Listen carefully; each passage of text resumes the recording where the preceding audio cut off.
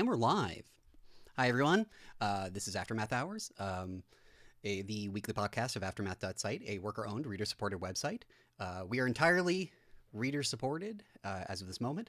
And if you like that, you can visit our website. We don't have a product page anymore because we just relaunched on Ghost, which one of us can talk about in a bit.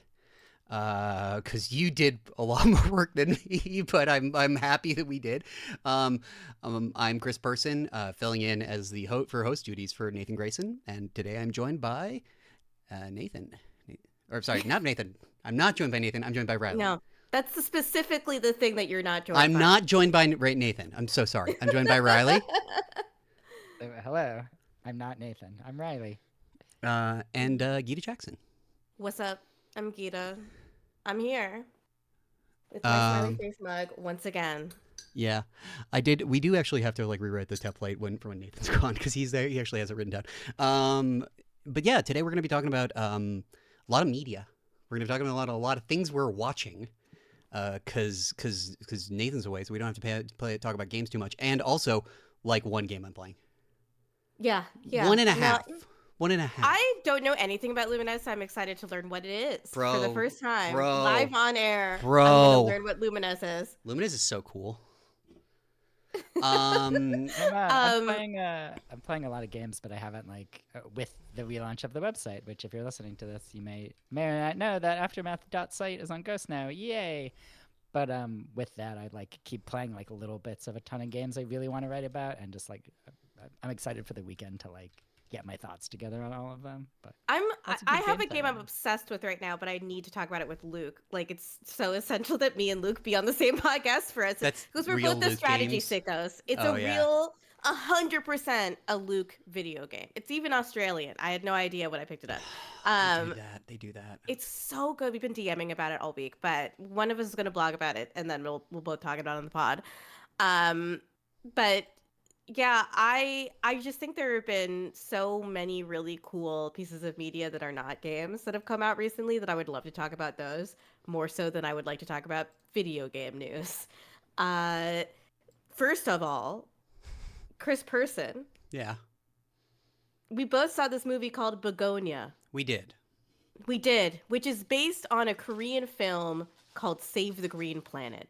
And I'm 30 minutes from the end of Save the Green Planet right now. You gotta get to the ending. The ending's really good. Oh my god. The ending's mwah. I really do want to talk about, we talked about this a little bit last night in the meeting, but I wanted to talk to you about adaptation and the ways in which adaptation can really enhance the original or be worse than the original in some cases. Yeah. But also, there are cases where there's adaptation where it's no, these are two singular pieces of art that stand side by side. My favorite example, of course, is always the Japanese version of The Ring and Gore Verbinski's The Ring. Gore Verbinski's... It's so good. Yeah, it's so good. The ending of the Gore Verbinski Ring is better. It's kind of fucked up. It's fucked up. It's better. I think it's a better ending, which is funny, but it's just a little tweak that just makes it work slightly better. And that's the only time remaking J-horror ever worked correctly. I also think the American version of Dark Waters is also really good. It isn't better than the original, but it's I'm glad that these actors got a chance to play these characters because it's very compelling. So for people who don't know, Begonia is from the twisted mind of Yorgos Lanthimos, creator of The Lobster and The Favorite, which is actually, I think, the best movie ever made, and I think that's less his fault and more the screenwriters. I'm hit or miss. I think a lot of people are hit or miss on Yorgos Lanthimos. I think his Greek stuff is really good. I think he's very good at being a depressed Greek guy. And Poor Things is a fucking mess that I thought was funny, but I like him when he's funny, but sometimes he's not funny for me. And he's developed this really wonderful working relationship with Emma Stone. You almost said Watson. Everyone almost said Watson. Everyone almost says Watson. Everyone almost every single time. Every time you think you're going to say Watson, we need a mnemonic device for that. Anyway. Absolutely. No, so Emma Stone has gotten some incredible performances in movies, especially The Favorite, which is she just Yeah. She does some wild, wild stuff. The like last 5 minutes of that film are just That really shit is incredible. so good. That shit is Oh so my God. good. So I'll see them working with each other because they clearly both get a lot out of that, regardless of whether or not I like the film itself. Of the Yorgos I've seen, I really do. I liked The Favorite, and I really liked Begonia. What did you think about Begonia when you saw it? I am poisoned with knowledge because I love the movie it's remaking Mhm. so much, and I think that okay, so people don't know. Save the Green Planet was like what is it, 2004? Let me double check this. Yeah, Yeah, it was created 2003. Kind of came around during like 2005. a renaissance of Korean cinema Yes, yes, yeah. where everything was really gritty and a lot was coming out, and it was a really exciting like international cinema industry to pay attention to specifically at that time. What is it? Tartan Asian Extreme. If everyone Hmm. remembers Tartan Asian Extreme. Actually, Third Window, who, if you don't follow their distribution, Third Window is phenomenal. They do just great, great work. I think they are kind of a reaction to like this idea of like Japanese and Korean movies as being seen as these like fucked up, wacky, like things. Because like there is a lot of that in there, but it's also like, sometimes it's just a normal drama is really good. And I think that like it took a while because there was that 2000 like aughts era interpretation of, you had like Old Boy, Lady Vengeance was pretty big back then. And like I came to Save the Green Planet. Save the Green Planet I bought at Kim's Video. I Oh still man, have that fuck. DVD. Like I've fucking been out here. I've been out here with Save the Green Yeah. Planet. You cannot watch it correctly in HD unless you just happen to find a video file for it, which I think should be illegal. I think it should be Yes. illegal to remake a film if you don't have every version of it available for me to watch and to criticize legally. I think you should go. I don't think it should be a felony. I think it should be a severe misdemeanor. But you're trying to hide something to me personally, and the original is very goofy and dark. It's a goofy, dark comedy about a guy who's gotten through some shit and who kidnaps a CEO because he's convinced he's an alien and that Yes, he and is that from is the Andromeda. same. That is the same basic premise Yes. as Begonia, which with Jesse Plemons in the role Teddy. of the person who kidnaps the CEO, Yeah. and Emma Stone is like a female CEO Girl who. boss. Yeah. Oh my God, the girl boss language in this movie. But yeah, no, there's something really special about Save the Green Planet, though. Yeah. Like Save the Green Planet. Yeah. It has that. it's like Go ahead. it's utterly original. Like that was the thing about Korean cinema at that time that people were so excited about, was that these were points of views and perspectives that they just go balls to the wall. So the entire concept is bonkers, and there's like fantasy sequences. There's a lot of cool props. I love. There's this helmet he wears. It's like a bike helmet with microchip parts all over it, and Miners. some of them spin around. It's a I coal love miner's them. helmet, I think, or a construction Oh my worker's helmet, God. which is important in the plot of the movie and for very Yeah. weird reasons. Yeah, I mean, like it's about like what drives people to conspiracy, and so Yeah.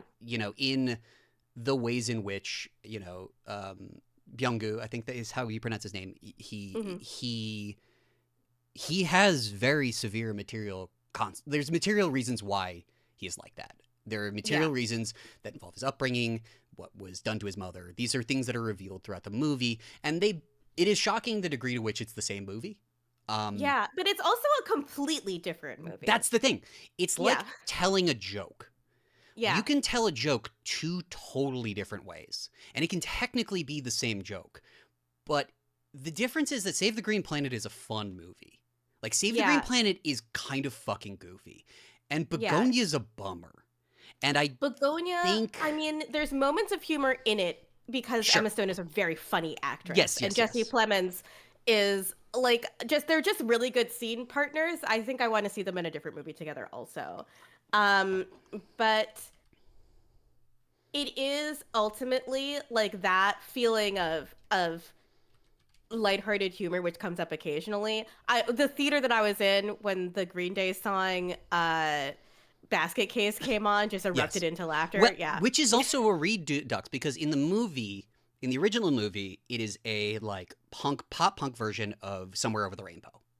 Yeah. And they go back to that motif over and over again. And Basket Case is literally like the lyrics of Basket Case are just on the nose of what he's about. Am I just paranoid or am I stoned? And so the thing about it is, like, they make some changes. Like, in the original, the main character's second in command, like the person who he sort of it is very much a movie about like manipulating a person into doing something when you're mentally ill, and that sort of as a form of abuse. But the difference is you like the main character in the original movie.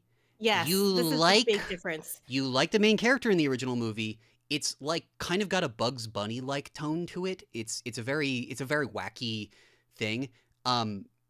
It's his partner in the original. His partner, who is a circus performer, who it's very unclear whether or not they love each other. It is actually kind of, they do. I mean, like, there's ambiguity, but like that's left open because he's fucked up for reasons that are in the original. There are going to be mild spoilers here for the record, so just, it's impossible to talk about movies without spoiling something, right? Like, he had, like, in the original, they add there's more pathos to why he did what he did in the original. And the new one has sort of a hillbilly elegy adjacent tone that I kind of don't like. Well, no, I don't know if I agree with that. I do because of like in the original, it's just established that the thing that like what the bad guy, it was a chemical that put his mom in that state. And in this, it was an experimental opioid thing. In Begonia, it is kind of put on her a little bit in a way that I don't like. Whereas in the whole point is that like his life has been leading up to this, you know what I mean, on some level. And I think that actually, and this is why I think the ending is important. The ending of the movies are totally different, even though they do the same thing. Tonally, it is coherent in the original. And in Begonia, it just kind of dissipates. It kind of is. I think it does. I think it does. I think that I think that the characters in the original have more of a sort of dramatic Korean style confrontation, and it just kind of takes care of itself in Begonia. I just don't agree that the ending tonally dissipates. I feel like the ending in the question okay, let me back up.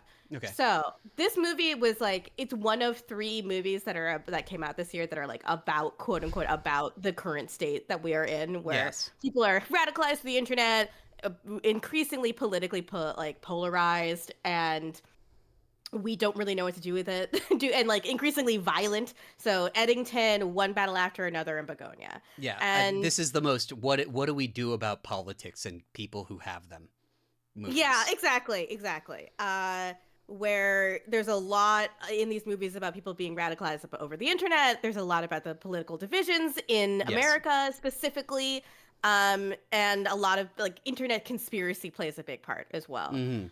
I think in this movie, in Begonia, the question, frequently these movies are looked at as questions of class or questions of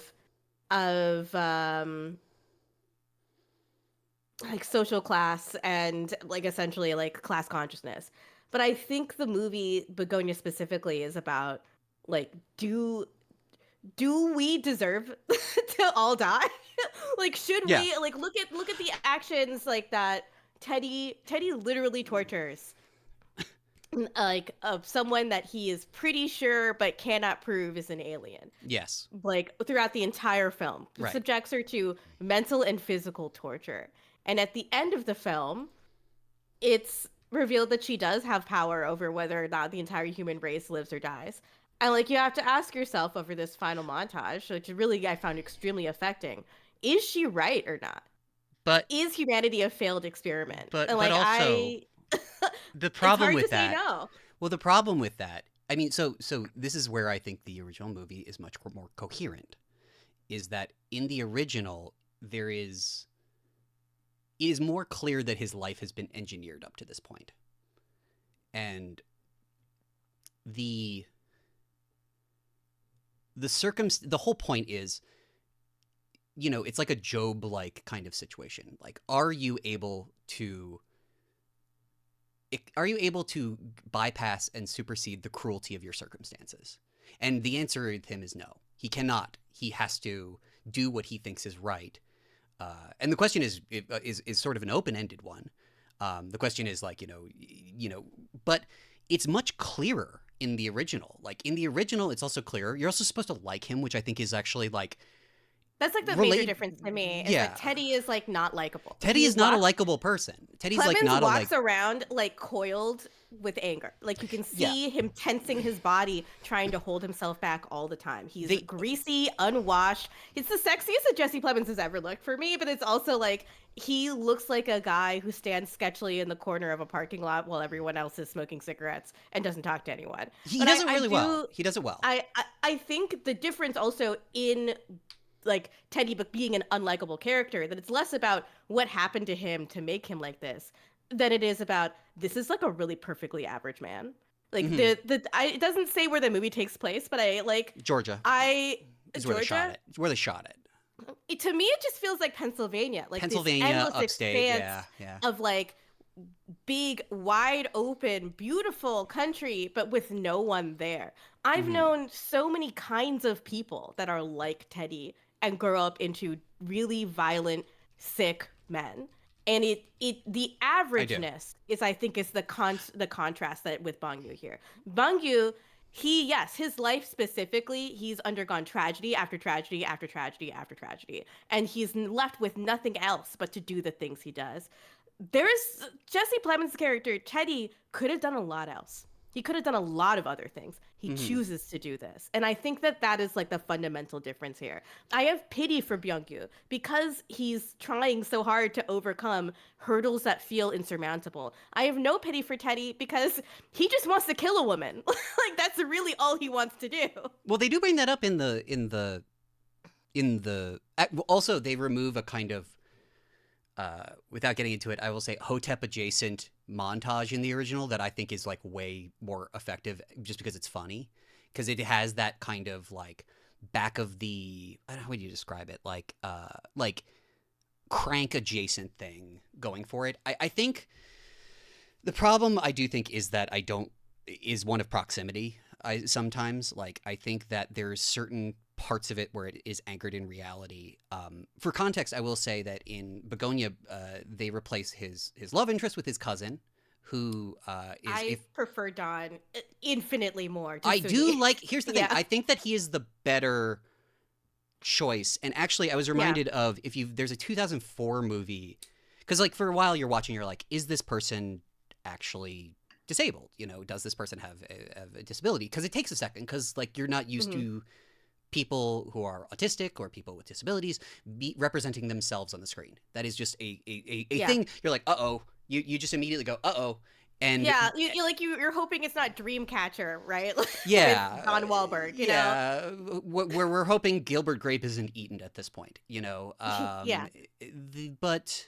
he does a phenomenal job. I think that's actually quite a good choice. Yeah, it is an autistic actor, and it's his literal first role. He had just started acting with encouragement from his parents, and he's taking acting classes, and this is his first role. And I think seeing an autistic actor depict someone who is autistic on screen really meant a lot to me, because I could see the portrayal that is sensitive, and also like the thing that I think neurotypical people have difficulty with autism is that it's not just a series of tics and behaviors. It is a completely different way of like thinking and being and seeing the world and reacting to stimulus. And he just brings a really authentic, very felt performance of that, especially for a character who like is also really being manipulated.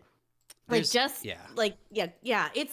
think that I'm happy that this movie exists, if only because that actor got a chance to portray something that I think is really important. I agree. And I also think that like actually the movie I was brought to mind of, good luck finding it, is called Late Bloomer from 2004. It's a Japanese movie my friend once showed me, and it's rough because it is about a a person with cerebral palsy who's a serial killer, but is played by a person with cerebral palsy. They wanted to do that role. They wanted to be in the role, being like, I am that person. That is, or not literally, but like, I'm an actor who gets to play that role. I would like to have agency over its depiction.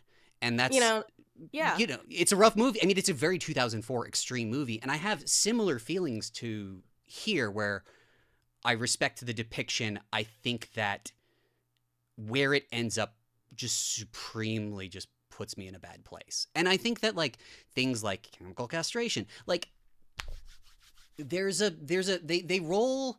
I don't think Stavros is well used. I think that I love Stavi. I don't think he's well used in this. I think they basically, in the original movie, there is a police procedural happening about finding a killer, and there's an A plot and a B plot, and it is very much K-drama, well-paced police drama, traditional stuff. And in this movie, they collapse both that character, these two detectives, and this weird bully who beat him up into kind of one guy, and they put it into Stavi. And the problem is, I don't believe Stavi is either competent enough to be a police officer in that regard, or I don't believe he would have, as is revealed, like abused him at some point. I don't think that it didn't sit well with me. It didn't work. It was a collapsing of two parts of the plot, and it removed an element of tension. And the reason why they did it was to give Emma Stone a bigger part. And I don't think Emma Stone having a bigger part actually adds to the movie. I think that like the CEO character being kind of a question mark until the end makes the ending better in both cases. And I think adding to it doesn't. But also just talking about empathy, because if you see the movie, if you watch it, in the credits for Save the Green Planet, the thing that gets me so much about it is the theme to the movie is one of the best themes I've ever heard. It is an all-time musical theme. It's by Lee Dong-jun, I think, who did a movie that actually just got a 4K restoration fairly recently. I have to remember what it's called off the top of my head, but it's just this like big sweeping piano and strings number. And like, that's the thing. The tone of the movie is that sometimes it's Looney Tunes and then sometimes it's melodrama. And like those go together to me better than like this kind of Spartan cruel comedy that Yorgos does. Also, like Yorgos does this, I don't know. There's this element of like, there's just enough verisimilitude at all points of this movie. And oftentimes that doesn't make for a funny viewing experience to me. It just kind of makes me depressed. And that might be the point. I think that like the original director, for the record, who was supposed to remake the movie, and then I think Ari Aster got involved and was like, let's put Yorgos in it. But he's still doing distro, so he had like agency in it. And like the guy co-writing it being a Succession guy, I mean, it kind of has Succession things about like, what does it all mean, that I don't always agree work. You know what I mean? Because like, I'm never sure what Teddy's basic intelligence is. Whereas I don't have that question in the first case in Save the Green Planet. Like Teddy is either sometimes a little too smart and sometimes just like, oh, okay. And he like vacillates between it. And I think that I never know. This is me personally. I just like didn't have that problem with the character really. And I do actually like, it was less like giving Emma Stone a bigger part. Like, I don't know if it improved or made the film worse. I will say, while the K-drama detective B-plot is well played in the original, I think if you're going to make that movie for an American audience, how depicting cops as useless is just ultimately more accurate to the culture that we live in. Of course, there's no one around to help Teddy. Yeah. The same people that he would go to for help are the ones that tormented him. And that point is also made in the Korean version, but because they have a different culture around policing, it can be made in a different way. Here, I just think you mentioned the ending theme as being something that really made you emotional, something that you find really beautiful. For me, I burst into tears like during the ending of Begonia, because they use that song "Where Have All the Flowers Gone," which is one of the most beautiful songs I think. I love that song, and I think the song itself is what helps you transition away from the focus that's paid so much to Teddy to who we are in the span of this story, where the fate of the human race is specifically in someone's hands. Why are we like this? Why are we so violent? Why are we as a culture, why do we ignore so many of the horrible things that happen around us every day? Yeah. Even something about like the opioid crisis. That's something that was manufactured by human beings. Or The was it? opioid crisis. Or was it? Or was it? Yeah. That is something that we did to ourselves because some families were able to make a lot of money off of it.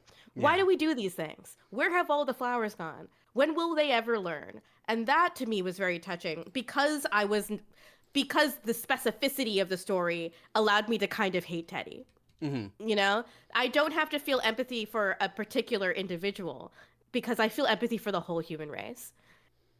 Yeah, I mean, again, this is the one thing about it that is nice is that the original director was like likes it. You know what I mean? Oh yeah, The original no. director was like he actually the thing that made me a little because like I was brought to mind The Departed a lot. Oh yeah, Which is a movie that is not as good as Infernal Affairs. I'm sorry, it's just objectively a not. worse movie. You know, it's the weird rat, the like Boston stuff, like, and that was a movie where the addition of all the Nicholson stuff kind of distracted from the beats of the original movie. And I remember when it came out, I think it was Chris Doyle, who's just a huge drunk, but like one of the best cinematographers, you know, in his day, was like, they didn't ask us shit. They didn't talk to us about how we made the movie, and that was like the bare minimum. And granted, that's him having like ego shit, but like that often happens, and it feels like he was involved in this and said it was like a weird mutant. And I think you brought up like A Star Is Born, and I'm a little Yeah. more sympathetic of the idea of having an eternal, almost uh like a moral play that you could render multiple ways with Yeah, multiple that's how generations. I took the movie after watching the Save the Great Planet. Is like this is like just a take on this story, but in a different place, in a different situation, in a different political climate. Yeah. A lot of the stuff that happens in Save the Green Planet is so specific to Korea's political situation, Yes. including people dying in worker strikes. Yes, You that know? is actually a huge thing that there's a flashback to a labor action in Save the Green Planet that is missing. I said missing is just collapsed. You know, there's like a bunch of things like, you know, Teddy's dad is basically out of the picture in the original, and you know, Teddy's analog is in the. But like, for me personally, there's just this element of like in Begonia, it's literally him being like, "Oh, you should go to OSHA for that." Like, oh, like one line is basically he's like, "Oh yeah, you should care about labor," but that's basically America. So like, you know, Yeah. we don't have like violent labor actions the same way Yeah, we yeah. do they do in Korea. You know, but yeah, No, it's it reminded me a little bit of I really love the Amy Adams movie Arrival, Riley. I don't know if you've seen that one, but it is based on the I think it's a great movie. And it's I know. based on the Ted Chiang short story of your life, which I read after watching the movie, and then I thought to myself, I know why they changed all the things that they changed from this short story, but it's the short story is so much better. The short story is It's so like much better. I'm sorry. I hate that wildly movie. better. I really don't like that movie, man. I'm sorry. I respect people who I mean, I do. think it's like a good movie, but I think it's not as good as what the short story was The doing. short you're story is saying. better. I have problems ideologically with linguistic relativism as a concept. I also think I have- it makes her character worse by the end of it. They're just doing a worse version of Stranger in a Strangeland, but the Ted Chiang story makes more sense coherently. And I mean, it's just more heartbreaking and more real and true to life. Riley, sorry if we cut you off. Oh no, I think I realized I had seen that one. I'm bad at remembering the names of movies. I just don't believe she'd do that for Jeremy Renner. I mean, that's the big thing. It's big- like it's he looks Jeremy like a Renner's thumb. in Like it. I don't know. It's Jeremy Renner. It's, I also the relationship with the future unborn daughter is just more complicated in a really interesting way in the short story, and I get why they changed that for a movie that they were hoping would win an Oscar, but I also think it's better in the short story. yeah. I don't think these changes make them worse, but they're just too. It's like a cover version. I mean, Save the Great Planet opens with a cover version of Over the Rainbow that completely changes the tone and feeling of that song, but it's still Yeah. Over the Rainbow. It's still a I thing, hope. I hope like 10 to 20 years from now they remake Save the Green Planet again, but in like France. You know, like I want to see every country's version of this story of Bollywood why do we do version. this? Yeah. Oh my god, a Bollywood version would be amazing. Yeah, you could Tollywood, do I would love that. Hindu. Oh, shit. You're just like, Yeah. why are men like this? It's just like, Yeah, it would be really. It feels like such a essential human story that I am just glad to see more variations on the theme. I will say, if you have a chance to, that's one of those movies that just ends up on YouTube in one whole thing. You could probably Yeah. find Save You the could Green probably Planet find it pretty around. easily. I don't mean to, just because they're not letting us fucking watch that. But speaking on to other stuff, let's talk about Pluribus. Riley, let's talk about Pluribus. Riley wrote a blog about Pluribus this week, and you're not 100% what it's behind the show yet, Riley, was what you said. Yeah, I feel like I've seen divisive opinions, which I think is exciting. Yeah, I remember seeing a trailer and being like, "Ooh, what's this?" And being a little surprised. I think the tone of the first episode, and I saw some other people say this. It looks like it's going to be a comedy from the trailers, and I feel like the first episode was not funny at all. And as a delicate little flower, I was very upset. And the first episode made me so scared I couldn't sleep that night. I was terrified. It's upsetting. I really hate that, like, this makes me sound like such a weenie, but sometimes when I'm nervous watching a movie, I do the thing where if you hover your mouse over, like, the progress bar on Netflix, it shows you, like, a little preview, and sometimes I'll scroll ahead and be like, okay, the character's gonna be okay, because I can see from the little box. That's so like, cute. I love that. But, like, My Apple girlfriend does doesn't that. let you do... Yeah, Apple doesn't let you do that. I think Oh, it's like no. a COVID... Like, you know how, like, COVID... when we were all stuck inside and it was really upsetting, I think is a long-term effect of that for me. I just can't deal with, like, media where people are upset and I don't know if they're going to be okay. It, like, really viscerally upsets me. And this isn't some kind of, like, oh, everything has to be happy kind of thing. I just get really upset and I, like, have to, like, I really struggle. So I found the first episode to be like, oh, is this not, like... Let's set up the premise really quickly. So this is the I've seen only it thing too. I heard about this show before I decided to watch it. I had not seen a trailer.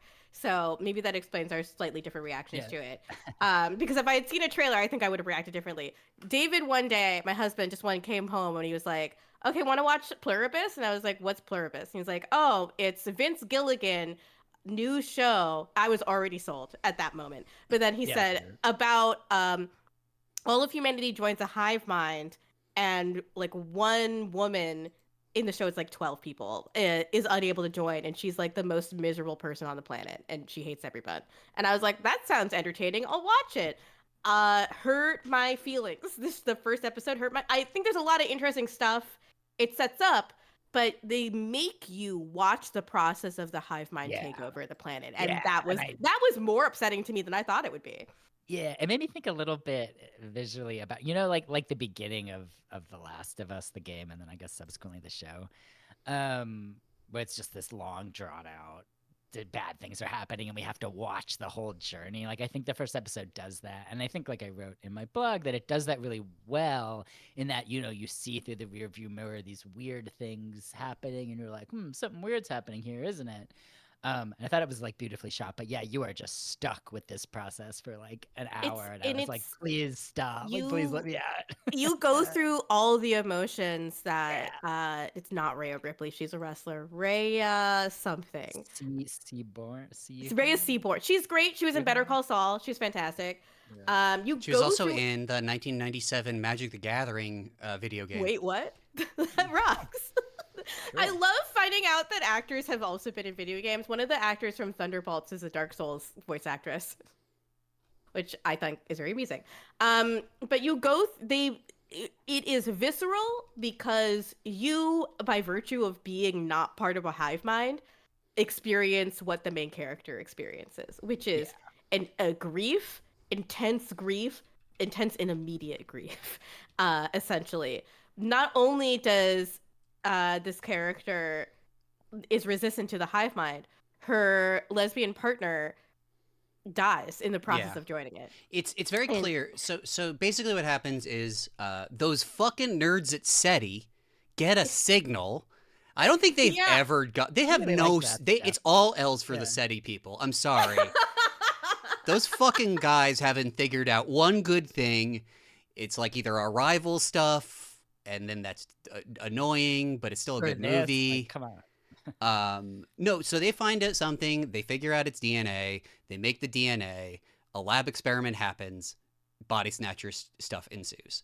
And it's very clear Yeah. that it's like kind of a virus that like is turning people into a single hive mind. And I love hive mind narratives. I also love we have everything under control on the planet Earth narratives. There's Yeah. two things I was brought to mind of if there's a Theodore Sturgeon book called To Marry Medusa, which is also called The Cosmic Rape, and it's about a spore that comes onto Earth and gets eaten by a cow, which gets turned into a burger, and then an unhoused person eats the burger out of a trash can, and then becomes the host of a hive mind. And it's about the him dealing with the sort of hive mind presence inside of him and sort of the consequences of that. Sturgeon was a great writer, by the way, if you've never read More Than Human, any of those. And the other one is it reminds me a bit of Childhood's End, the Arthur C. Clarke one. If you've ever read Childhood's End is the kind of like, there's demons, there's aliens that come from space that look like demons, and they're like, we're here to solve everything, including making you all vegetarian. And like, there's an album cover that is inspired by that, but like Houses of the Holy, I think that's a Floyd one. But yeah, DeCresney, I have no idea if I'm saying that right, in chat mentions upstream color, and I do think Yeah. there is a little bit of that DNA in there too, mostly about the feeling of the loss of control, which is something our main character cannot deal with at all. Like, like she's you, Riley. I remember you mentioning you not liking how curmudgeonly she is. I like the performance of it. Yeah, she's good at being that. I think we see that in the second episode, which I assume you've watched before. I've watched them both. Yeah, I was. Okay. Yeah. Where I think like when she meets the other like people who haven't become the hive mind, I feel like that's when it started to feel a little clear to me, like, oh, she's a curmudgeon, that's who she is. Well, and I think that stands in contrast to like I felt like when I wrote this that like some of the other characters don't feel, and their responses didn't feel like fully thought out to me. They felt like a writer's room had said, here's all the ways people could respond, or here's all the things an audience member might think, and let's check them off real fast. It's very Vince like, Gilligan being a like career TV writer type shit, you know? Yeah. So I'm hopeful. I think that the guy who commandeers the plane and stuff, I'm worried he's going to become a character, and like he's really interesting, but part of me is like, I would rather see Lakshmi more than him. Right? Lakshmi is someone whose family has joined, but she is an Indian woman, which means she lives with her grandparents, her parents, and her own child, and her husband. And they've all joined, but she hasn't. Yeah. For context, I will say some things that happen basically is, for people who haven't seen the show, basically the hive line starts to get together, and then it's very clear in the first episode, if you've not seen it, that they immediately just start fixing all the stuff that broke when they had to force their hand because the military found them out, and so they had to like basically chemtrail everybody to make it so that they get all in the body snatcher thing. But the second they all wake up, they just start rebuilding society because they're one person now. And she basically gets a call from the president, and he's on C-SPAN being like, or not even the president, the like whoever is the current like the secretary. He's like, well, I was in a suit and I was nearby, and I'm the secretary. He says, I was intact and I was in a suit. Yeah, and also for context, she is a writer. She's a fantasy writer who's gay and who is clearly not just fantasy though. It's romantasy. Romantasy, yes. Pirate-themed romantasy with a big fandom. And I would have watched an entire television show about how much she hates her career. Because she fucking did queer watch. She did internal homophobia. Like she wanted to make her pirate character a lesbian and thought better of it because of like publishing sales, and she hates herself. I'm not sure that part of it entirely works, but I do think that what is interesting about it, because like whenever you do body snatchers stuff, and basically what happens is they're like, hey, we want to whatever you need, we're here for you because we want to figure out why you haven't joined the hive mind yet, and eventually you will, but if you need anything, let us know. And so there's just this like omniscient godlike presence everywhere on the planet who's just taking care of whatever she needs, and she's just like, fuck you, leave me alone. And every time she gets mad, her emotions fuck up the hive mind to the point where she whatever they're doing at the moment, they all just basically have a seizure, which causes a genocide to happen, which is a fascinating concept. It's like, but also, can you even call it a genocide? It's just parts of a whole at this point. She points out that like this hive mind has essentially killed the entire human race. Like they are all just agents of one giant body. And she feels frustration that none of the other 12, there's only 12 people on the planet that can are not part of the hive mind. She feels frustration that they don't see it from her perspective. She asks very writerly questions. This is like all writers are writers type thing. This is my worry is the fact that they aren't worried feels like it's meant to like highlight how she's different, but I'm like, that's like, it's weird. Like the thing where she messes up the hive mind when she's upset is like interesting, but it's also like part of me worries, is this either a way to again show that she's a curmudgeon and she's going to come around, or is it just a way to answer the plot question that you'd obviously write yourself into of like, she can't spend the next 7 episodes fighting the whole world, right? So we have to make it so she can't. Is this thematic, or is this like we are television writers writing a television show? We can solve this problem so the show can be about something else. And I'm not sure yet that the show has shown me that, Yeah, I agree. 2 episodes, which is okay, but I'm like, I do think guts feel very exposed to me a little bit, I guess. Like, I have a feeling. Well, one, it's like, I'm afraid of essentializing her as a white lady, because it does feel like that meme where you put the silencer that says white over lady, like, like how to be sexist without this white lady. But it does have that element, and I think that like. The thing that I'm interested in, because like Body Snatchers is often like, there's talk about a movie that you can remake fucking 50 million times. Like every version of Invaders of the Body Snatchers rules, including the like that's true. Even the bad ones rule. Like even the post Iraq War one is like really fun to watch because it's very dumb. The fucking what is it? The 90s one with Jennifer Tilly or Meg Tilly. Meg Tilly my God. Is so fun. She's just like, where are you gonna go? What you gonna do? Nowhere, because there's no one like you. Like that line read is so sick. But there's always sort of the like creeping socialism element of it, and I think that might be where they're going in an annoying way. But I also feel like the opposite is true, which is that the distinction that she makes when they bring her together with the other people who are like her is that she's the only American. Mm-hmm. And I think that is actually one of the more interesting things, which is like, why do you care so much? Why do you care about who you are relative to the health of the human race? Like, and it's because she lives in the suburbs in fucking Albuquerque in a fucking big ass mansion where she drinks like good scotch. I do like the little hints that she has an alcohol problem also. She's a very big one now. Yeah, like Riley, I love depictions of sobriety and people struggling with sobriety on screen to varying different degrees of success. But I think also with her, part of it is just about conflict.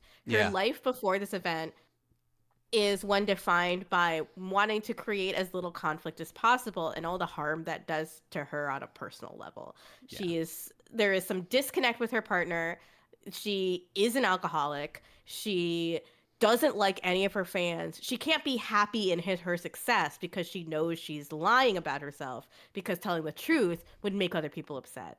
So now she is in a situation where you can't lie to yourself anymore. She has to be honest, and it causes people a lot of pain. And she is when she finds out how many people she's hurt, and it's a lot, it's in the millions, she is so upset, like full body upset by what she's done. She feels the intense responsibility for all of that pain. And the hive mind doesn't care at all, really. The hive mind would tell her that the number of deaths she caused were not many. And the hive mind sees everything in sort of relative terms to smooth out things. I think the contrast between the hive mind and Carol that's so interesting to me is that the hive mind is ostensibly, it's vegetarian. They do not even want to kill animals. They don't even want to hurt feelings. They let all the animals out of the zoo. But there's also this lack of understanding of the long term. Like, if you let animals out of the zoo, if you really wanted to save those animals, you would keep them in the zoo, because just releasing them and putting them in the suburbs of Albuquerque means that they're not going to be able to survive in that climate. House cats and and dogs, pet dogs, can't survive without humanity. Setting them free is not less cruel. It is just another choice, and one that causes harm in its own way. The hive mind is seeking to minimize harm at all times, but also they think in such big relative terms that it's hard for the hive mind to understand that even less harm is still harm. You're still hurting somebody. It's I've been watching the subreddit try to like tie itself into knots, trying to decide if this hive mind is good or bad. To me, I'm firmly on the hive mind is bad, but I know that's kind of a facile question. I I think think we'll yeah. see. Right. Yeah. it's Yeah. the 2 episode thing. My gut says that I don't know if I trust Vince. I think I trust him more than I did with other stuff because of the X-Files-ness of it. And we Yeah. need an X-Files shaped show in society now. But also I'm thinking of, I think we brought this up last night. It's like, remember The Good Place? The Good Place did not end well. Oh my God, And Michael it's like, Schur. how much of the People about like premise the end of The Good Place. it just once you figure out the deal, it kind of spins its wheels. Yeah, there's a kind of just one season of The Good Yeah. Place that's good, and then there's Yeah, like okay. 5 more seasons of The Good Place. You know, it's sort of Yeah, like it's the same feeling I had with Parks and Rec, where season 3 of Parks and Rec, even now, if you watch season 3, it still hits as a sitcom. But then the show kept going, and the show couldn't find any focus on its characters for why it had to keep going. So then it became a show about the Democratic Party, and that's just much worse than what it was. Sure has a much worse track record than I think Gilligan does. Although the last time he did a major conspiracy plot with the X-Files, I actually think the non-conspiracy episodes of the X-Files are better than Yeah, they are. the They are. conspiracy ones. They're just the Monster of the Week ones are just better. Yeah. Um, The fucking weird guy that can like make his body thin. oh yeah. I love the evil HOA episode where there's just a creature in the neighborhood that will eat people if they don't follow the HOA guidelines to the It's letter. true. Which True. is so It's really fun. good. That's a really good Yeah. concept. Oh, it's fantastic. My cat looked really cute right now. Okay. And I do feel that same fear because as much as I like Breaking Bad and as much as I like Better Call Saul, when it comes to mystery box stuff, he's so much better at prolonging the mystery than he is at solving it. And like that's where X-Files becomes frustrating in rewatches is that you can tell they're just spinning their wheels after a certain point.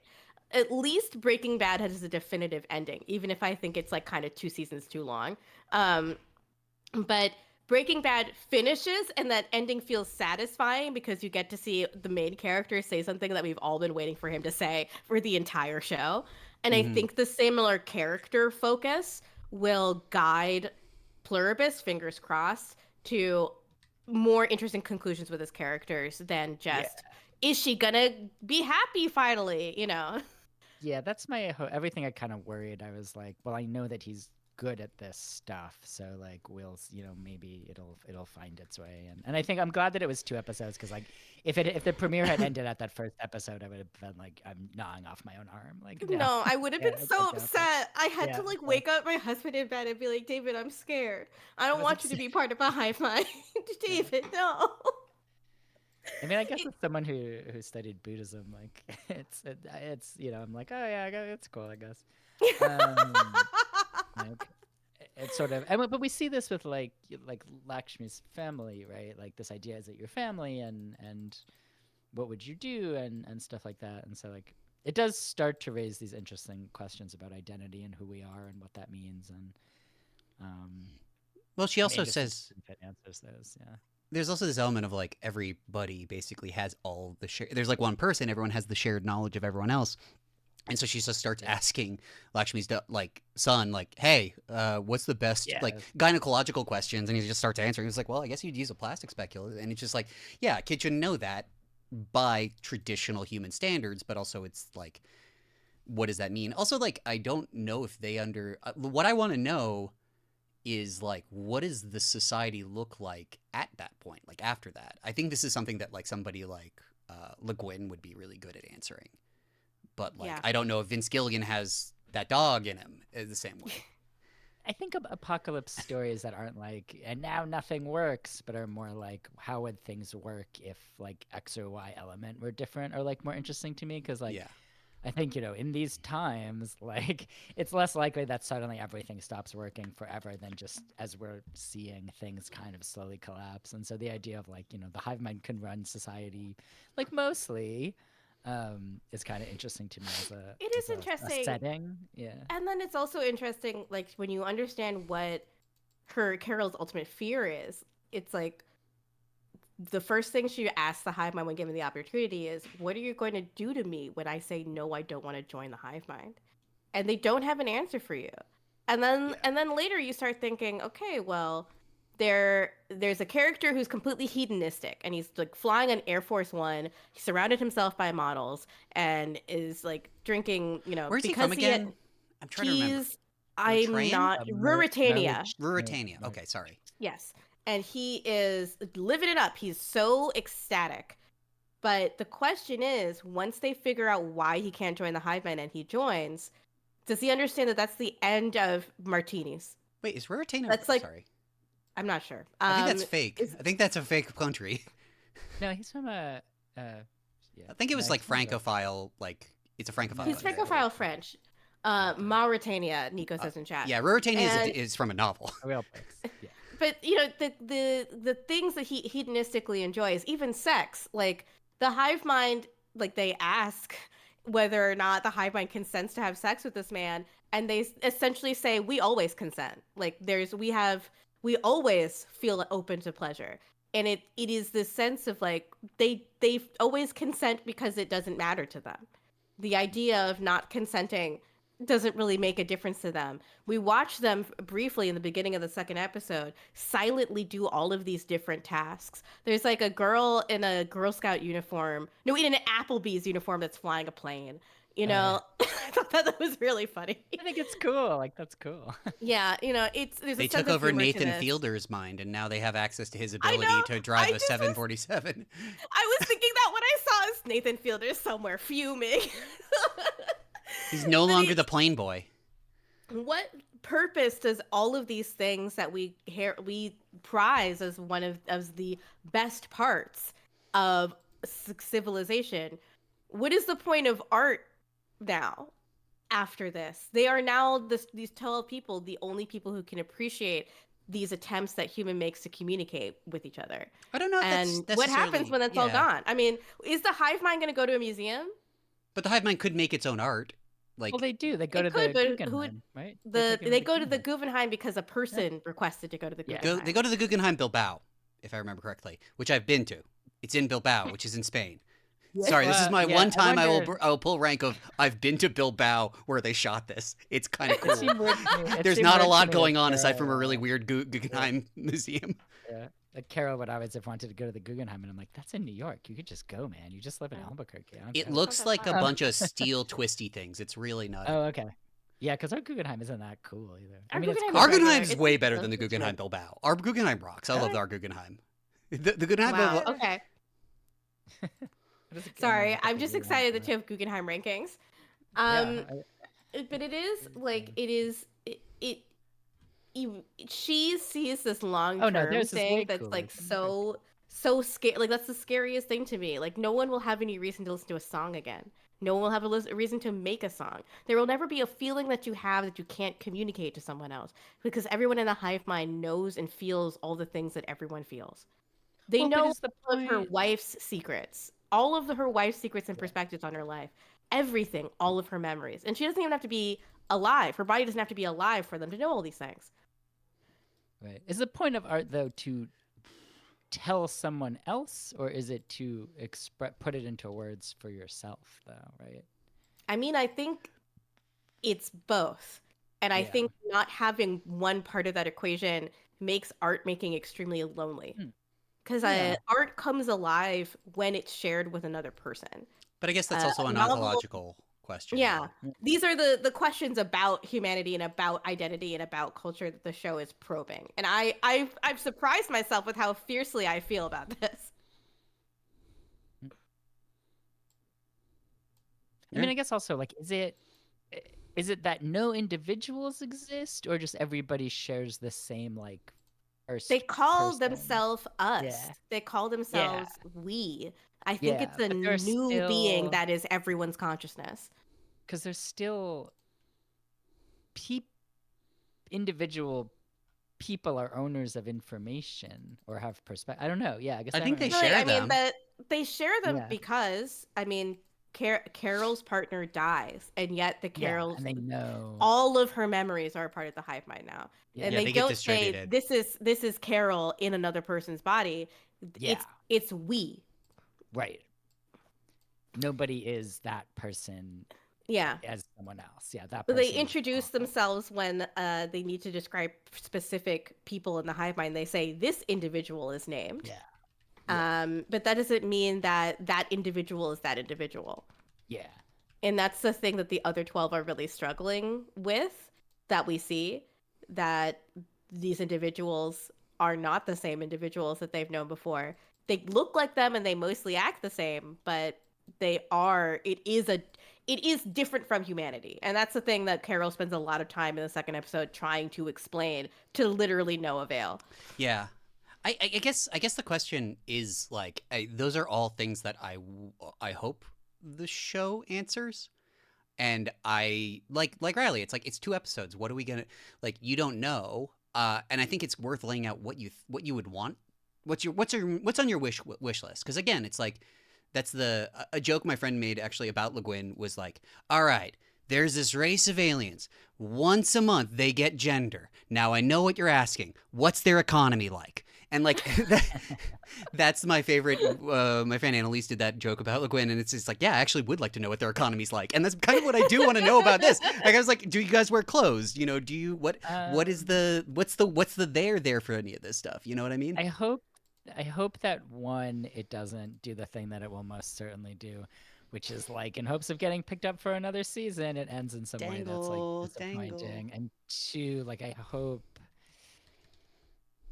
it doesn't do the usual kind of thing. I think everything we've sort of talked about, Carol learns to love, or we just Oh my God, that would means be to be an individual. that would be like, the worst possible ending if Carol Like- just came around and she's like, I'm a nice person now. No, I want her to be a stone cold bitch forever. There is a second season, I think, already in the works. Oh yeah. Okay. Yeah. I mean, it's Gilligan, and also the thing with Apple TV is that they have more money than God. The only reason Apple TV exists is to get Apple an Emmy, and that's they only make Emmy content. That means they sign creators on for longer term contracts with more money, in exchange for, like, it's exclusive to the Apple streaming service. So like, even something like Foundation, which I don't know if that's a show that people really watch, that's had like 3 seasons already. People who do are really passionate about it, I think. It's a good show. It's crazy. Foundation is a show where characters say things like, by the time I already met my granddaughter, she was the same age as me. There were multiple moments in the last couple episodes of Foundation where me and David had to pause the TV because we were laughing so hard. But it's thrilling. That's the most Isaac. Naked. Lee Pace gets naked, has a knife fight. Lee Pace gets naked and has a knife fight. Isaac Asimov, baby. Isaac fucking Asimov. Okay, Ella, I will let you out. My cat wants to get out in 1 second. But I agree. I don't want this to be maudlin or sentimental. Like, that's my real hope. My real hope is that this becomes a show about the nature of the self and not a show about what's Carol doing. And like, is Carol gonna get better? I do like the idea of, okay, beautiful question about like, wonderful deep probing ontological shit, or fun TV puzzle box, and which one are you gonna go with? And I'm going, I think puzzle box is where we're gonna end up, but like, maybe I'm proven wrong. Maybe I am proven wrong. Because ultimately what makes X-Files so good is that you don't need the mystery to pan out. No. The characters are the people I want to spend time with. Breaking Bad is really ultimately a character-driven show. So is Better Call Saul. You may know where the narrative is supposed to go or where it would be most satisfying to end up, but it is ultimately about those characters. I hope that this just remains true, that it becomes a show not about Carol becoming a better person, but about Carol and as the self, Carol as someone who needs to examine the self, what it means to be a human. there's really like two characters in the show. It's Carol and the Hive Mind, which I think is very interesting. I love also that they found And the a smooth sexy player. lady. Yeah. And the smooth And player. absolutely. Yeah, He's so God. smooth. That guy was such a fantastic find, just the way that he says Yeah. everything and does He's everything. he's basically like, have I broken consent with the hive mind? No. He's just Yes. like he's like dressed like Cat Williams.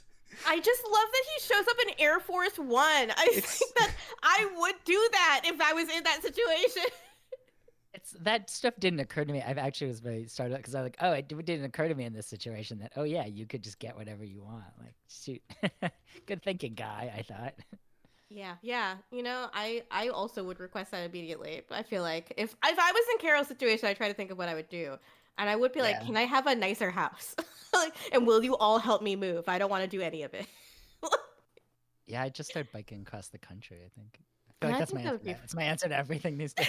there'd just be guys with like bottles of water at like Yeah, just get and on my like bike. It'd be just great. being like, here you go, like a child giving you like a one of those goo things Yeah. in the middle of yeah, like yeah. Stop. the fucking like Empire State Trail or whatever it is.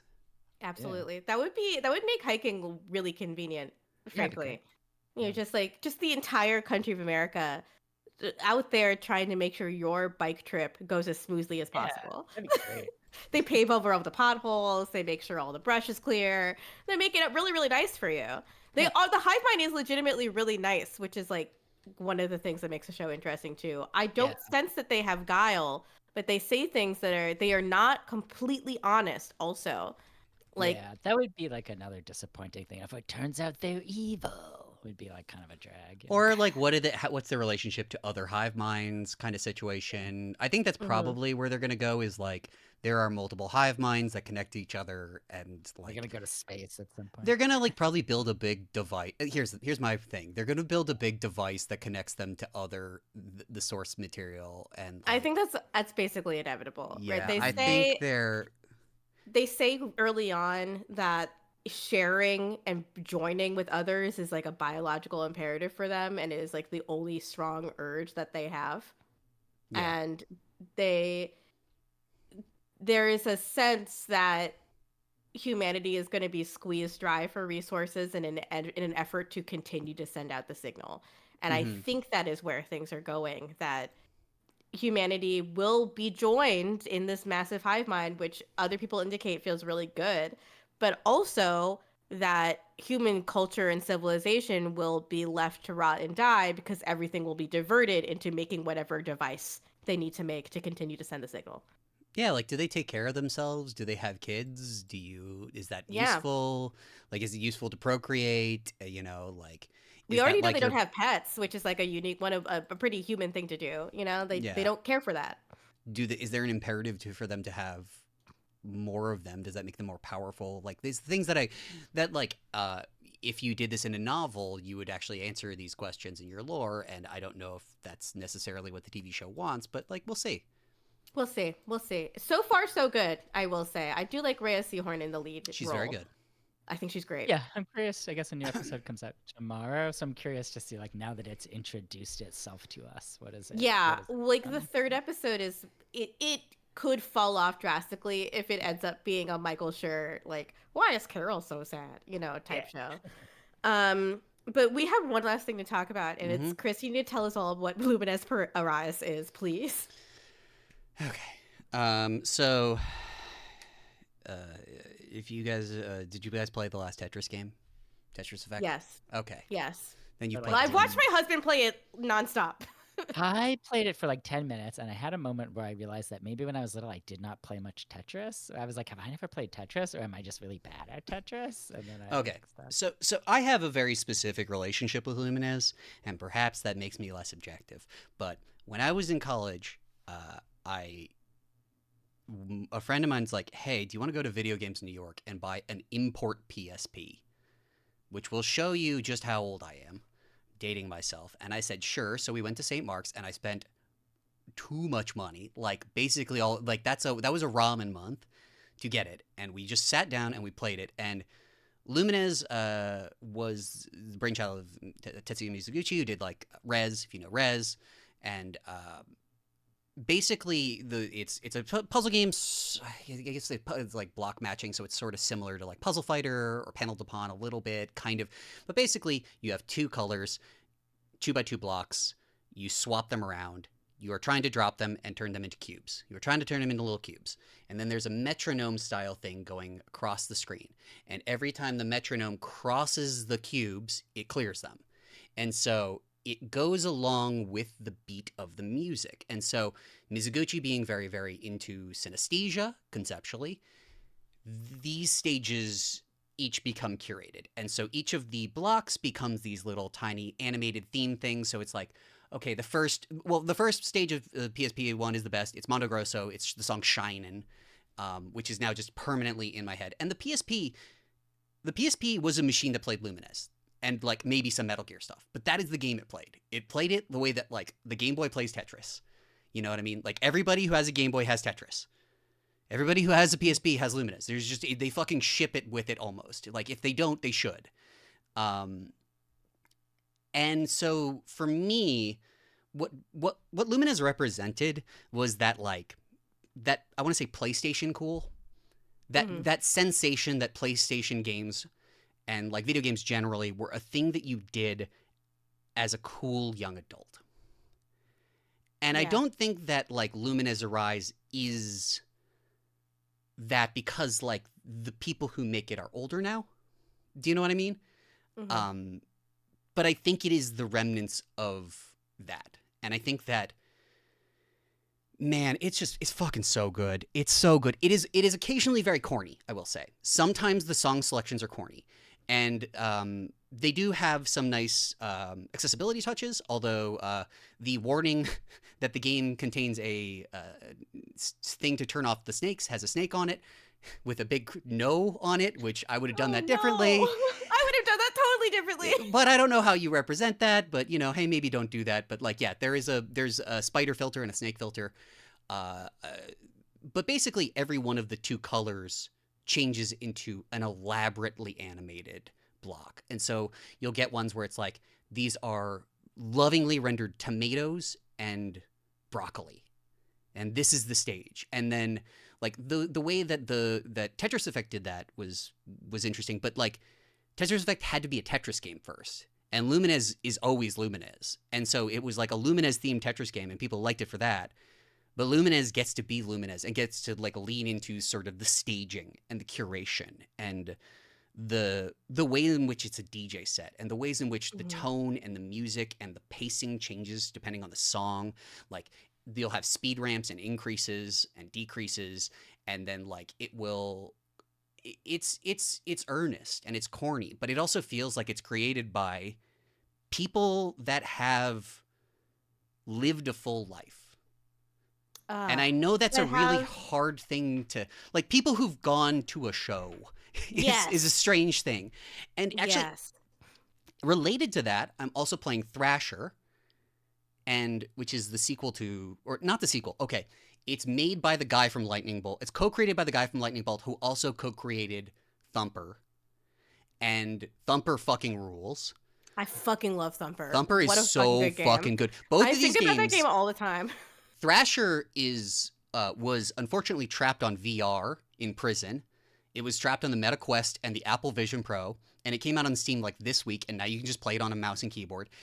And it's basically like a rhythm game. Like it kind of reminds me of Os, if you know Os a little bit. But the idea is basically, what if the cat toy that you have, that's a stick with a thing on it, but a rhythm game or a shooter? Oh, sick! And it's $9. It's $9 right now. Fucking download it. It looks absolutely bonkers. I mean, it has a similar aesthetic to Thumper, which is really he did the neon art and on the music. black, like really. The music is done by someone who's a member of the band Lightning Bolt. Yes, who that is. He also co-created the art. You can download the soundtrack, by the way, and it's also on streaming. It's on Bandcamp. I am glad it is out of jail and it is on a platform I like, which is Steam. And it works surprisingly well it works with Steam Deck, it works with the controller, and it similarly is just a game where you're like, oh, this is made by the guy from fucking Lightning Bolt, and as a result, the music's fucking cool. And like, oh my God. there is, and both of them are great in VR. I will say that like, Thrasher is very good in VR because you have the wand and you can just kind of like, and it's like these very quick moments. But it does work really well on a mouse. And both of these The are kind of games. game that's impossible to translate to controller, unfortunately. These are games that are like not. I mean, Thrasher's not really a rhythm game. It's more of a Thumper was. Thrasher isn't. I will say, but it's spiritually in that same synesthetic zone. And I think that is. I think a lot about Dyad, which is a game that like just like pure ego death and this idea of like this kind of wordless bliss that you can get yourself into that only games can do in a specific way, like Koyaanisqatsi adjacent. Like this is not about written narrative. This is about like a symphony that you participate in. And like I think that these games coming out in the same week, it's like, oh, I'm eating good this week. But like Lumines in particular just feels like something alive that I missed and something that I feel gaming missed culturally. They do need to improve the contrast on some of the tiles. I think some of them are not legible to a lot of people. They made a lot of accessibility choices that I think were very solid, but like some of it is just like it gets a little too elaborate, and I think that they need to still playtest that a little bit. It looks so beautiful looking at the trailers here. There's like different environments with like a chameleon looking the screen. Yeah. And it's similar to Tetris Effect in that part of the pleasure is just seeing all the quirks of all the different weird like places and environments you can take this specific UI for a game. Yeah. And like there's one that's like falling leaves. Again, VR, this is again like Tetris Effect was one of the only games. Tetris Effect and Thumper were the only two games where I was like, okay, like that is better in VR. If you can have that experience, if you can set up your fucking base stations or you can get on the MetaQuest or whatever the fuck, there is something added there because it's all these particle effects. It is immersive. And similarly to this, like, yeah, if you have a VR headset, definitely do it. But like, it also works really fucking well as a Switch, as a Steam Deck game. Yeah, and you said a Switch game, and I know exactly what you mean. I mean, sure. Yeah, I would love to lay down on my couch and play this game. You get a Steam Deck, fucking put in some IEMs, just zone in. And that is fundamentally what Lumines was. It was the thing that lived on the PSP. And now we have something that lives on... I mean, we did have it with Tetris Effect, but like the Steam Deck, this is a perfect Steam Deck game. And it's a perfect little game. And like... you know, just this idea of like we are all connected. It's very Plur. It's got that like you know how Japanese like electronic music got like really into Goa trance and shit, like that kind of like there's a very specific era of raving that I think that is influencing this milieu, and it's a little corny, but it's like, oh fuck man, I love that shit so much. I'm sorry, maybe I'm like 40. And yeah, somebody is just like it's a good like, yeah, it feels like home in a way, and maybe I'm overrating it on that way, but it's so nice to play something that just feels emotional like that. Cactus Galactus in chat just says it's very Plur is a phrase that means nothing to most but everything to a few, and I think that does say it all. You know exactly what we're talking about here. Unity, respect. You know, it's a kind of corny but earnest movement that grew out of the potential for interpersonal violence in a big dark room with people doing a lot of drugs. And, you know, I do love that shit. I have to say. It's very corny in retrospect. It's what happens when you get a lot of people with ecstasy in a single space. But, That's you know. so fucking true. it's like, it is, I think a lot about sort of the kind of UK-ishness and the essential urbanness of 90s video gaming around the PlayStation and to an extent the Dreamcast, and how a lot of that was manufactured, but a lot of it was like, yeah, this is what adults do. This is the rave scene from Hackers. Like, you're going to go and you're going to play a previs version of Wipeout on a big fucking set of CRTs, and you're going to wear a cool bomber jacket, and then you're going to hang out and you're going to beat Angelina Jolie's score. It comes from the idea of a person using a computer is someone who's cool and has knowledge that you don't have. Yes. Which is now kind of true again because young people don't learn how to use computers. They just have a phone that allows them to use their finger like you're a toddler, which isn't a criticism necessarily, but No, that's that not their is fault. true. It's not their fault that it turned out that way. No, Yeah, it that's is systemic. just when my brother and I were learning how to use a computer, we had to have our father sit us down and teach us about file structures. And that's not something you experience anymore. You are given a device that just works. And that is completely different from how the characters and hackers would experience computers. They had like textbooks they passed to each other and stuff like this. And this comes out of that culture, essentially. Yeah. I mean, and it's I think that like I would like it so that there's a version of this that's a little more current. Do you know what I mean? I would like it I would like it some of it feels a little Mariah Carey. Some of it feels a little Yeah, I know what you mean. but it's like it's I want whatever the weird like Gen A version of this is, where it's like just internet breakcore and like trying to do that. I guess Neon White had a bit of that. Neon White, I was about to say, yeah, with the Machine Girl soundtrack, and Machine then Girl's been to also, fucking clubs. Yeah, get people who fucking have like I fucking. Can you imagine if like Horse Girl did a soundtrack for a game? Well, I mean, I've fucking been to in the same room as the fucking lightning bolt guy, and it gave me permanent hearing damage. You know what I mean? Yeah. And like, oh no, Lightning Bolt played a show at Oberlin, and that was one of the loudest things I'd ever been to in my life. It was crazy. yeah, and to the extent of which like people get, like I don't know. Like I worry that we've created a generation of indoor kids who don't have that ability to connect to people in a personal space, but I'm also an adult, and so who the fuck knows if I'm right or wrong? Yeah, exactly. I don't want to judge the generation younger than me because generational differences are mostly bullshit Yeah. and mostly marketing. But also I do worry because I had such a culture of going out and like being among people. And across all demographics, I think that we spend a lot more time inside seeking connection through the internet instead of having community spaces. And I worry about what happens to a culture that's just inside all the time. I do. Although I will say today I went out to go get a cup of coffee and it started hailing on me. So I do get it. I was wondering what that was. Yeah. Kids did have like, this messaging that even us adults have never had before about, now you have to stay inside and stay away from everyone, which I'm sure has permanently and severely altered the way that they. I mean, I feel this way too. Like I'll go to, concerts or the movies or the gym, and even though COVID is different now than it was, it definitely is like never gonna be it's never gonna be the same. Yeah. In the way that it was. And if I were still in a developing brain, I too would probably just be in my room 24 hours a day. Like, yeah, I get that, man. That's fair. I get it, and if you came of age, went to college in an era where only 3 or 4 people were like safe to be around and you experienced culture through Minecraft raves, then that's what's normal for you. But I would encourage people to try going somewhere seedy to see a show that has maybe a capacity of 100 people. Just try it once. Just really be in fun. a fucking really sweaty space and give yourself some hearing damage.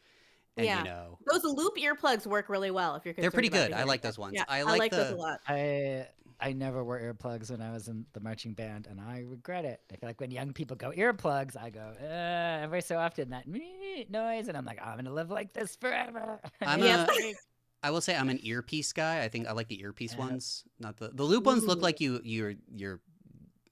They look like they have a flared bass. Let me just say that.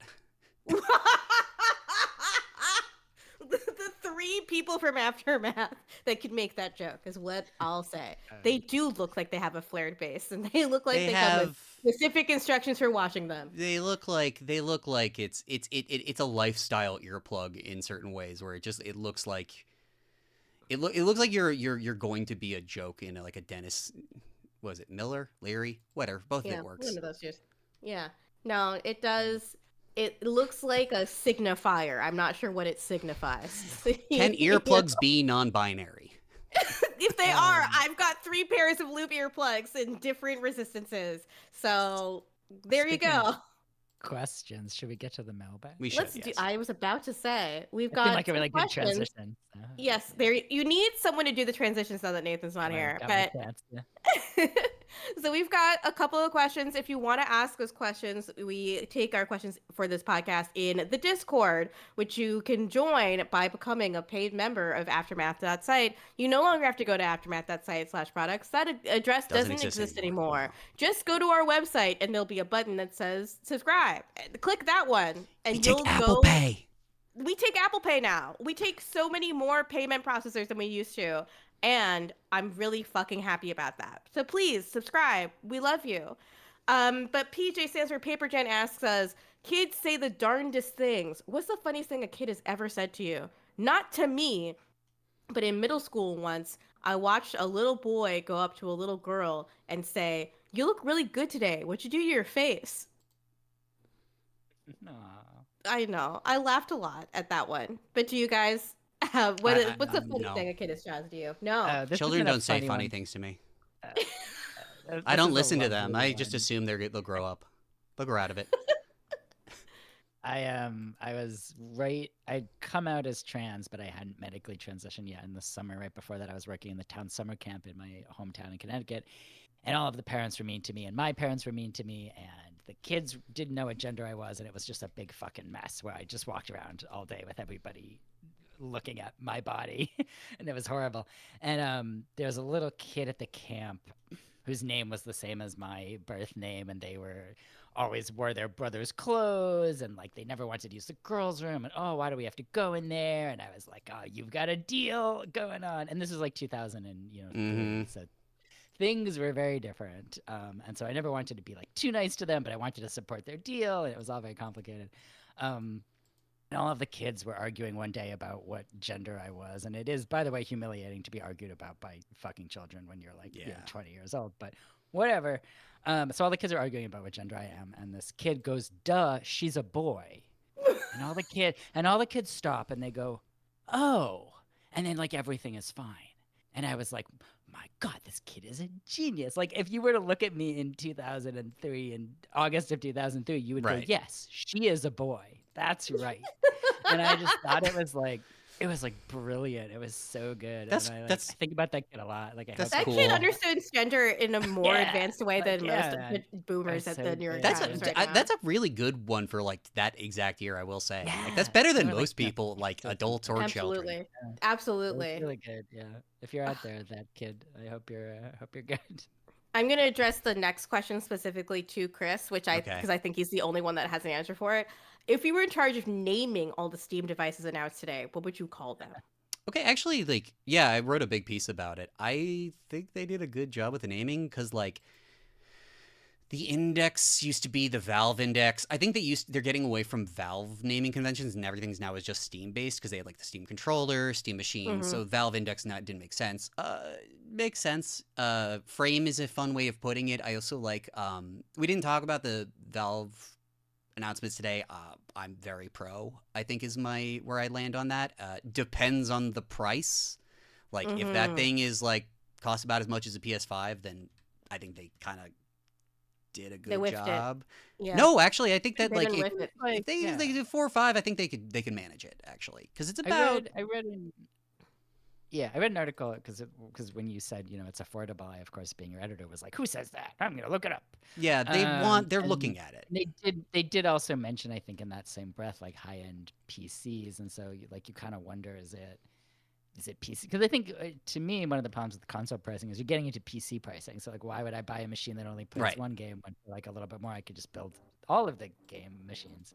So I can see a scenario in which like my husband always wants to play games that I have on my Steam account, and if I had a Steam machine, he could very easily. Well, they brought this up. It's so funny because like, Steam machines. I literally posted like 6 months ago. Man, we should try Steam machines again. And they did. Does he know? But the question is more just like the thing they realized is that there were a lot of people who just bought the Steam Deck and then just left it docked and were just using it like that. Like a surprisingly high number of people were actually just leaving their Steam Deck docked in and playing those games. And they're like, shit, we should just make a computer. We should just make a normal computer. Yeah, absolutely. I think the naming convention stuff is fine. The headsets. it's normal. Like instead of doing the the Xbox SX, you Yeah, can't even God. pronounce it. They're like, it's a machine that plays Steam. It's a Steam machine, and I'm like, yeah, Yeah. right, Uh, That's what people were going to call it anyway, is yeah. the thing. Like, people were just going to call it the Steam machine, no matter what it was. I will Uh, say, yeah. And I think just the branding, the Steam branding is now very valuable. yeah.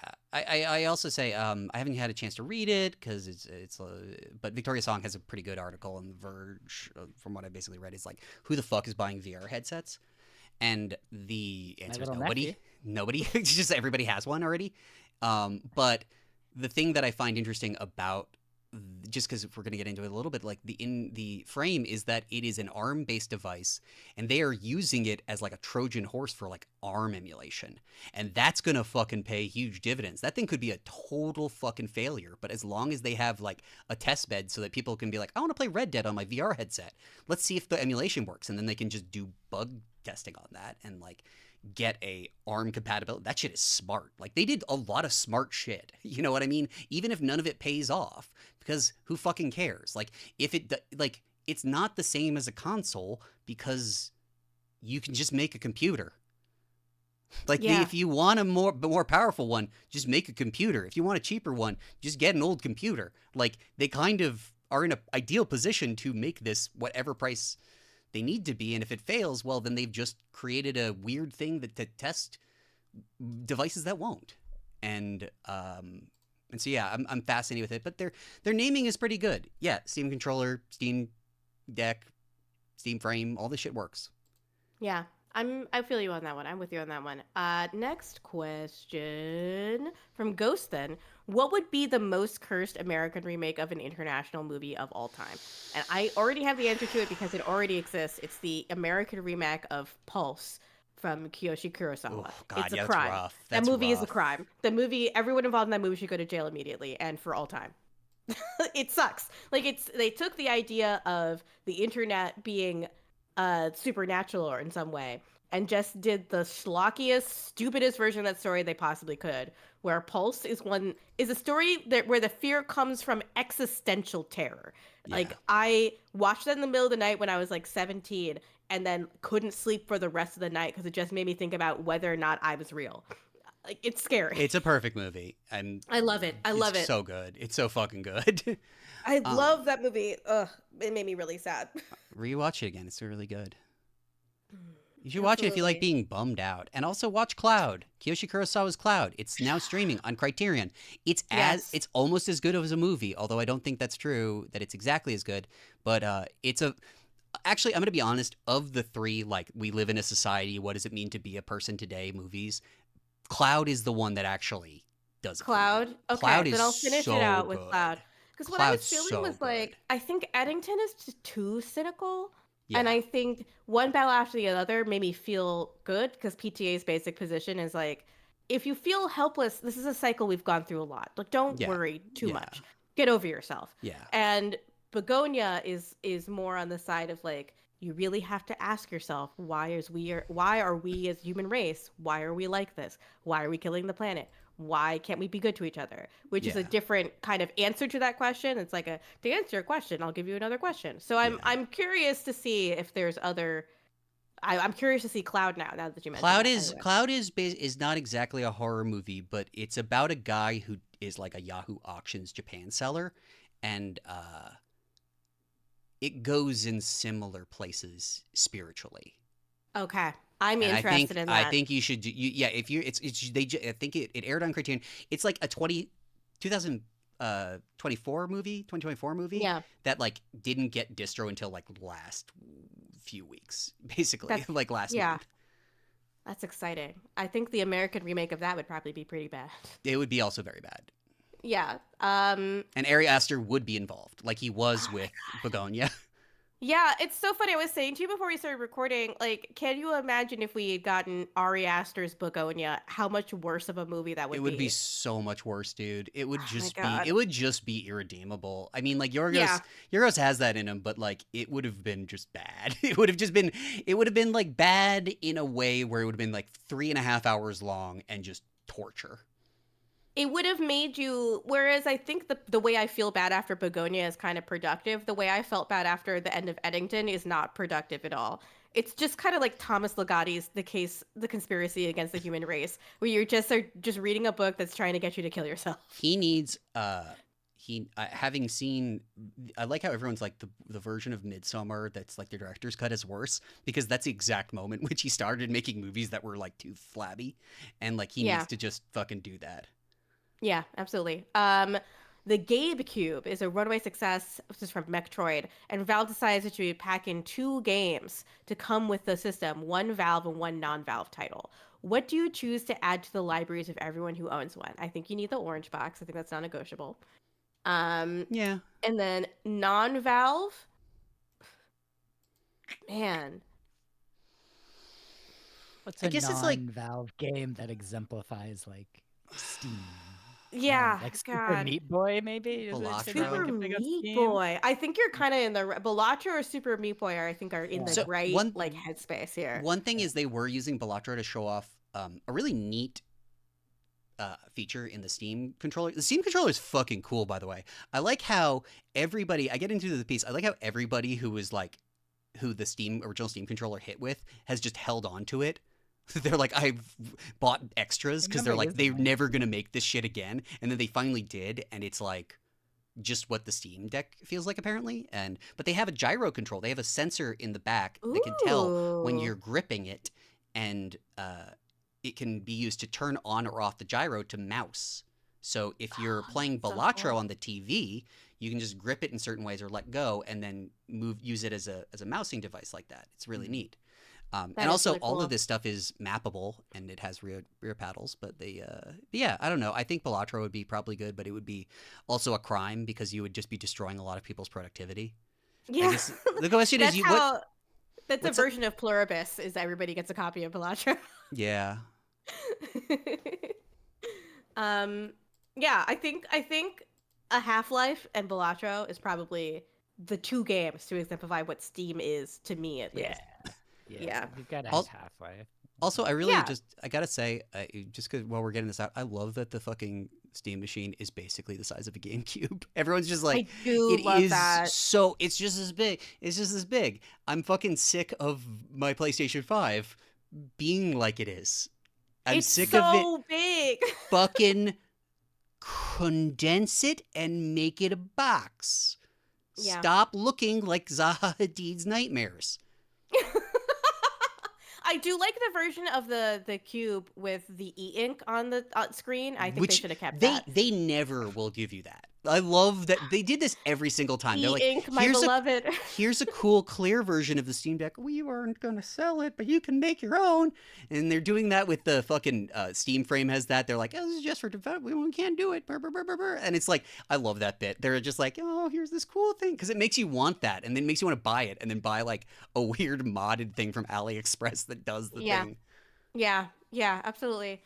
Mystic Eddie T asks, I imagine trying to stay informed about the world as a journalist can obviously be quite mentally taxing. So I'd like to ask what your favorite tearjerker films, games, albums, media, etc. when you're looking for a good cry or emotional catharsis decompress. And I have to say, honestly, when I need to decompress from this job being depressing, I talk to my husband. I don't go to a movie.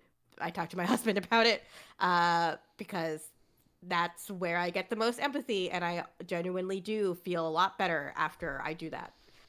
Talking to a person is, I think, a better way to decompress from being a journalist than watching a movie.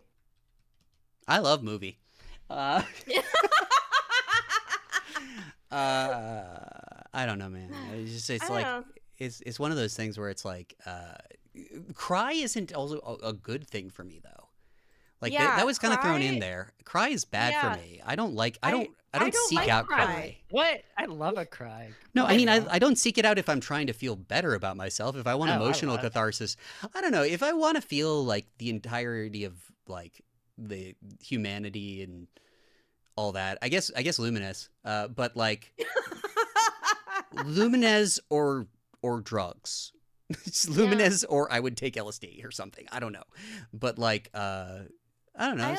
I got over the urge to make myself cry. Sometimes I need to cry. Like sometimes I Yeah, just need you to gotta work cry. side But out. Yeah. even then, I'm looking for my husband. I'm not looking for a piece of fiction. I'm looking for a human being to see the emotions I feel and validate them. And I go to my friends when I'm feeling really rough about the world and rough about the job.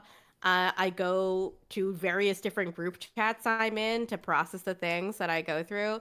I have used fiction as an escape too often to find much utility in there anymore. Yeah. You know, I was one of those bitches up in her room at 14 crying, listening to Bright Eyes. It just doesn't work for me anymore. I have to talk to somebody. We all love I- crying in a song. Yeah, I have a good cry about everything, man. It's great. Yeah. You don't need a piece of media to have a good cry, though. You'll Yeah, just no, do you it. can just You throw can just yourself down on the cry. couch and have a freaking sobbing fit, and it's awesome every time. Is my I mean, it does. You my do feel step. amazing after you've Oh, it done. feels If you great. really need to do it, you do feel amazing Yeah. afterward. Oh, it's good. Yeah. I Yeah. guess I run. I deal with it that way, or I bake something, or You do bake things when you're stressed I play out. an instrument or something. Yeah. And you learn Yeah. Irish. Oh, I wanted to show you, Yeah, Riley. I'm Irish. Practicing my Um, Irish. My friend and I went to okay. the opera, and I figured out how to tell her we are going to the opera on Tuesday in Irish. And I was like, "Look what I can do!" And she was like, Oh, that's "Okay." so And I was like, sweet. "I practiced all day. I walked around the apartment whispering it to myself." And I was Wait, like, I "Keep love trying." that. Inspired by you, I got the Lingua Latina, which is supposed to be the best Oh, ever Latin textbook. And I'm trying really? to. Well, the reason why it's supposed to be No, great is that every piece of text in this book, there's no English. It's all Latin and diagrams and pictures. And that is Very cool. supposedly the best way, the native method to learn Latin. And I'm really enjoying just reading through it and like making little notes and stuff and thinking about how Latin works. So I wanted to share that with you, Riley. We had a Latin thing today because I wanted Yeah, to. we did.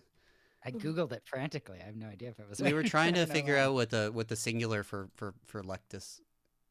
This is Oh lectus, man, right? someday soon I'll be able to tell you. It's good to know. Anyway, I'm a Um, big fan of crying. Everyone listening, have a good cry. It's great. Or yeah, watch the absolutely. movie Punch Drunk Love. Oh yeah, that'll do it for you. Punch Yeah. Drunk Love. I used to every time I had like a bad romantic encounter in high school or college, watch, what's it? The It's based on a Bret Easton Ellis movie, and it's got the guy from Less than Dawson's Creek in zero? it. Um, American Bret Psycho. Easton. It's Rules of Attraction with Oh Shannon yeah, that one's Thompson. nasty. That's a nasty, nasty little flick, Yeah, I and should it would rewatch that one. always make me feel. It's a good movie, but it will make you feel depressed about the human race. Yeah, it's Bret Easton Ellis. Pretty accurate depiction of what it's like to go to a liberal studies college. Basically, Oberlin was a lot like that. Anyway, Lexi asks again, definitely just for Chris. Favorite Lumines song that isn't Shining? It's Shining. I don't like the thing is like Shining is so singular. It's like it's hard to. I also need to replay the original Lumines. I also need to play every Extend Extra, which is I don't know. Does anybody else remember every Extend Extra? No. It was in that like fucking XBLA. You look at it and you're like, I have no fucking clue what is going on the screen. Yeah, it is broken. But it's man, it's so good. It's so good. I'm sure it doesn't work anymore. I'm sure like somebody needs to fix it. Or like it just has like a weird gameplay loop. I just love when shapes and colors are on the screen.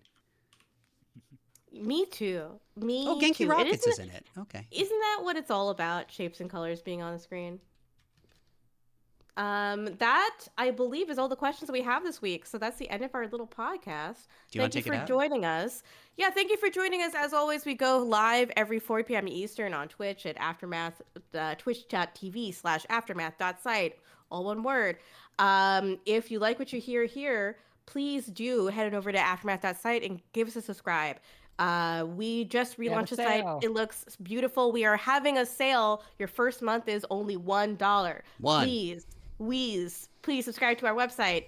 It's my sole source of income. So I would really like it Yes. if you did so. If you enjoyed today's episode, please leave us a like, a 5 stars on whatever podcast listening device that you use. If you leave a review and it makes me, Gita Jackson, laugh, I will read it on air. So far, none of you have made me laugh. 5 stars and making me laugh, that is the threshold. So please do leave reviews. It really does help with visibility if you leave reviews for us. So thank you so much. Thank you for listening. We'll be here next week. Riley just made himself laugh about something, but we're leaving now. I sneezed and I tried to hide it. No, okay. it was That's a kind of laughing. Sneeze is a laugh of your nose.